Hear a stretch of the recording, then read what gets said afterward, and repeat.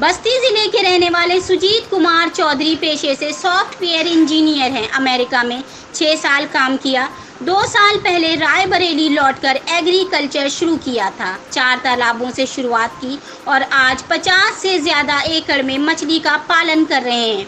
मछली पालन की मांग और आपूर्ति में भारी अंतर। किसी भी प्रतियोगिता के बारे में मार्केटिंग या चिंता की कोई आवश्यकता नहीं है। खासियत, मछलियों की भारी मात्रा में पैदावार, 1 करोड़ से 3 गुना अधिक उत्पादन लेना, जल मापदंडों और उत्पादन को नियंत्रण करने के लिए बड़े पैमाने पर प्रौद्योगिकी का उपयोग करना। हार्डवेयर पानी के मापदंडों में कटौती करते हैं और हमारा सॉफ्टवेयर हमें तदनुसार सूचित करता है कि हम सुधारात्मक कार्रवाई करते हैं।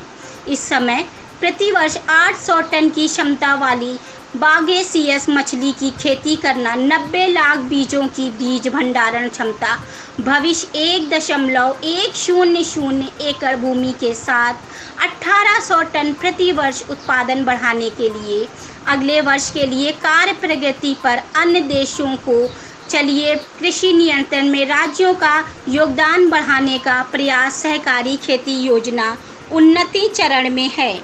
किसान के लिए मोबाइल एप्लीकेशन का विकास किया जा रहा है जो उन्हें मछली फार्म और दिन प्रतिदिन की गतिविधियों का प्रबंध करने में मदद करेगा।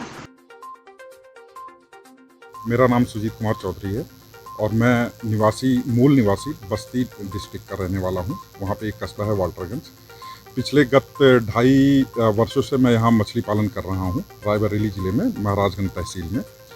इससे पहले मैं पेशे से एक सॉफ्टवेयर इंजीनियर था, जो कि 6 से 7 साल मैंने अमेरिका में काम किया था। 2016 में मुझे लगा कि यहाँ पे कुछ चल के अपना कृषि में काम किया जाए, जिससे कि हमारे किसान भाइयों को भी फ़ायदा हो और हमें भी फ़ायदा हो। मैंने यह काम इसीलिए चुना था क्योंकि इसमें मत्स्य पालन में अगर आप देखेंगे तो सबसे बड़ा गैप है डिमांड और सप्लाई का। इस प्रोडक्ट में आपको किसी मार्केटिंग, किसी कंपटीशन की चिंता करने की ज़रूरत नहीं है।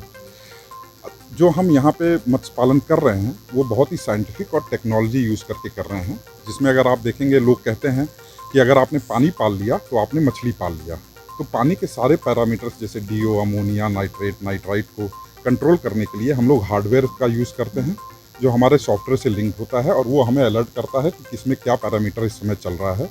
उसके अकॉर्डिंग हम लोग उसमें करेक्टिव मेजर्स लेते हैं उन पॉन्ड्स में, उन तालाबों में। दूसरा जो हम लोग यूज़ करते हैं वो है हाई डेंसिटी के लिए एरिएशन यूज़ करते हैं और प्रोबायोटिक्स यूज़ करते हैं। इसको आप सेमी बायोफ्लॉक सिस्टम भी कह सकते हैं, जिसमें जो प्रोबायोटिक्स हम यूज़ करते हैं एक छोटे से सूक्ष्म ऑर्गेनिजम्स होते हैं जो कि वाटर के अमोनिया को कंट्रोल करने में बहुत ही मददगार साबित होते हैं। तो इस तरह से जहाँ पे औसतन एक किसान 10 से 12 टन का प्रोडक्शन लेता है 1 एकड़ से पंगेशियस का, वहीं पे हम लगभग 25 से 30 टन का पंगेशियस का प्रोडक्शन लेते हैं 1 साल के अंदर 1 एकड़ से। दूसरी बातें जो है, इसमें हमें गवर्नमेंट का सपोर्ट बहुत अच्छा मिला है।